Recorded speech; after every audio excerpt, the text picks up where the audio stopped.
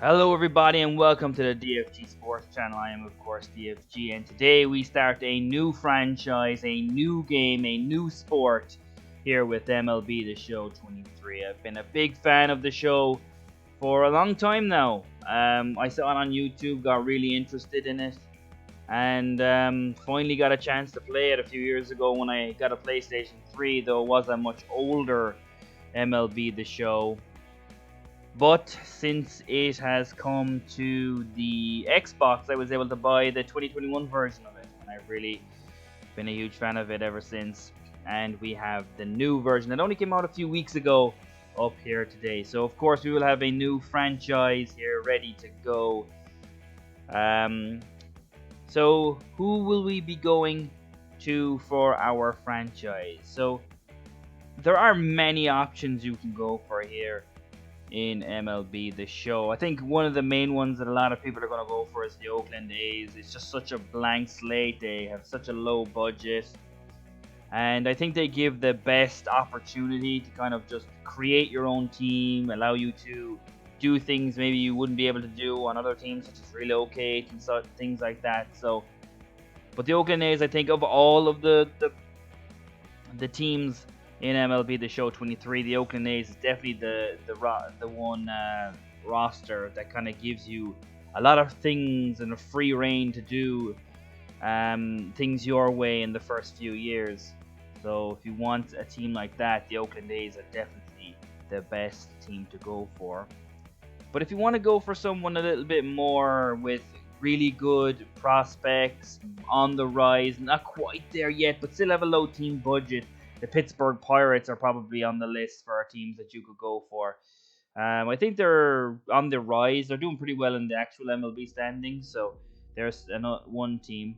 Another team is the Colorado Rockies, where you go into a really tough division with the Padres and the Diamondbacks and the Dodgers, and you have to compete with those teams to try and get to the playoffs. Now, this team is a little bit less in terms of, like, they're not as restrictive when it comes to team budget, and they do have talent in the organization as well. It's just maybe not at the major league level. So the Rockies are another really good option. But if you want a team that has a ton of young talent, the Baltimore Orioles are definitely the best option for you there. They've got a ton of really good players in the organization that are in the top 50 prospects, and they've got a low team budget, and I think they're on the rise as well. So there's another team that you could go for. The Detroit Tigers are another team that have a lot of good talent, low budget, not the lowest, but still low enough, and there's not a lot of talent on the major league roster, but down the line there might just be. And if you want probably the worst team in baseball off the bat, it is the Washington Nationals, and they do have a low team budget, and they do have a pretty poor major league roster, but they do have a lot of things going for them. They have I would say a decent farm system. I think they have a lot of decent talents below there. There's a lot of A talents that need time to grow. So I think the Washington Nationals are a pretty good one. And obviously the Cincinnati Reds, which I don't have up here, but they're another great team to go for as well in franchise for MLB The Show. But for me, there was really only one team that I saw that once they kind of struggled a bit last year. And now I don't think they're as bad as some of the other teams that I mentioned with their MLB roster, but I still think they're a team that have a lot of potential and that they'll be a lot of fun to use, and that is the Kansas City Royals. Only a few years ago, this Royals team was a pennant winning team. They were a World Series winning team in 2015, I think it was, and they won the pennant for their American League in the year before. So they're a team that's coming off success not that long ago, but last year they were the worst team in their division, had one of the worst records in baseball. And the one thing that I like about Kansas City is that their farming system isn't loaded with superstars. I think it's actually the opposite here that we'll talk about a little bit later. But they had everything that I wanted. the major league roster isn't amazing by any stretch. They still have a lower team budget, so it's not like we're going to be able to go out and just spend big on free agents every year. That's something I don't really like to do. So I will try to keep things in the Moneyball type of thing, type of way of building teams. And finally, their farming system, as I said, isn't loaded with massive amounts of talent. So most of the players that we will want to look at down the line will probably be the players that we draft, and so that would be very, very interesting, and very, very good for the franchise.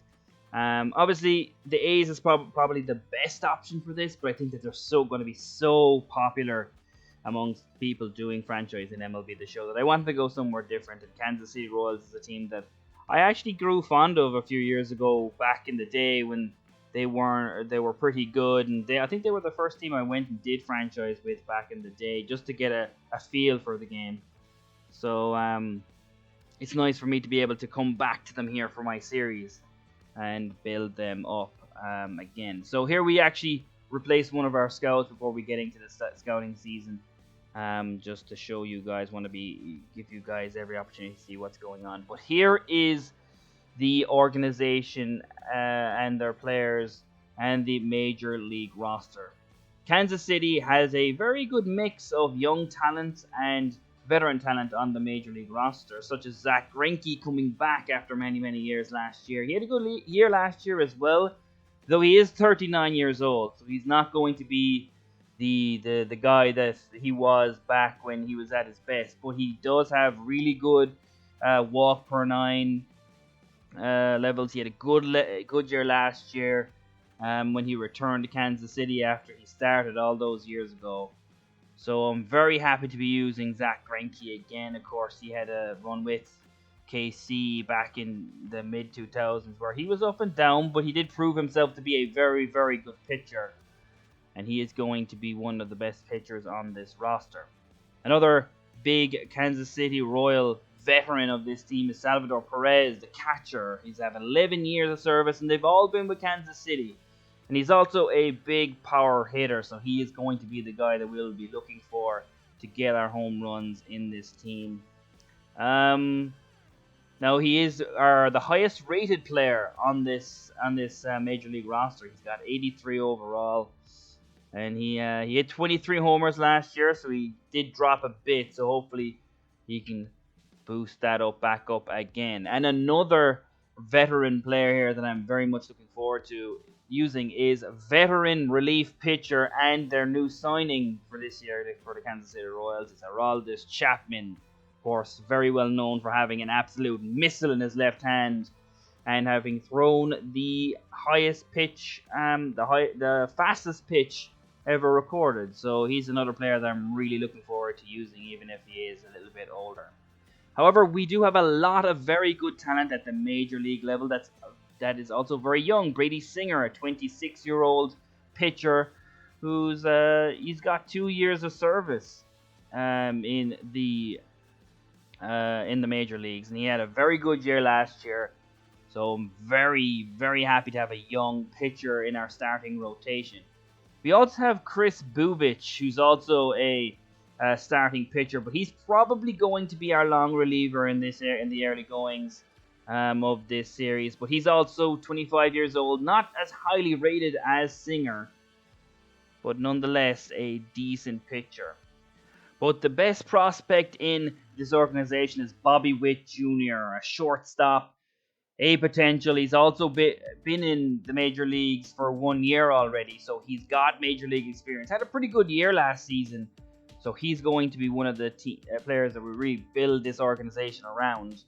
And another one is backup catcher MJ Melendez, for someone who's going to be someone we build around. He's obviously behind Salvador Perez, but he can also play in left field and right field. He didn't have a great season last year in terms of average, but he did have 18 home runs, so he's got some power on him. But he is intriguing. Another young player who's going to start on this roster is Vinny Pasquantino, a young player. He had a very good short stint in the major leagues last year where he put up a 295 average. So looking forward to using Vinny Pasquantino. And another player who's going to be in this big part of this rebuild is Dylan Coleman, a relief pitcher who's another really good player, young, someone we can build around, and I'm looking forward to using him as well. And finally, Edward Olivares, a 27-year-old, B potential, 2 years in the major leagues for Olivares. So they have a lot of young talent, but they've all this young talent is all at the major league level. We've only got 4 A potential players, and there's only 3 that can still really grow. Greinke's 39 years old, but the rest are all in the B potential era, and we have no top 50 prospects. Gavin Cross is probably my favorite prospect on our minor teams, but there are other players as well. Kyle Isbell is a player who could make it to the major league roster sooner rather than later. We've also got Frank Mozzicato and Asa Lacey, 2 very good starting pitchers in our minor league teams. Caden Wallace, another player, and Baden Kerness. So there's a lot of talent there, but no top 50 talent. I'm also going to make Zach Greinke our ace for this season. We might change it back to Brady Singer later, but right now I want Zach to be our ace pitcher.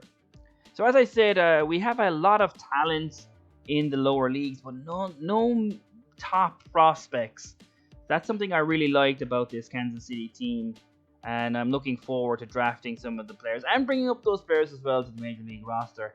As you can see me here going through the team and putting players where I want them in the organization, whether they be at AA or AAA. I didn't make any moves in terms of the Major League roster, so we'll have to see if we do that after a few weeks.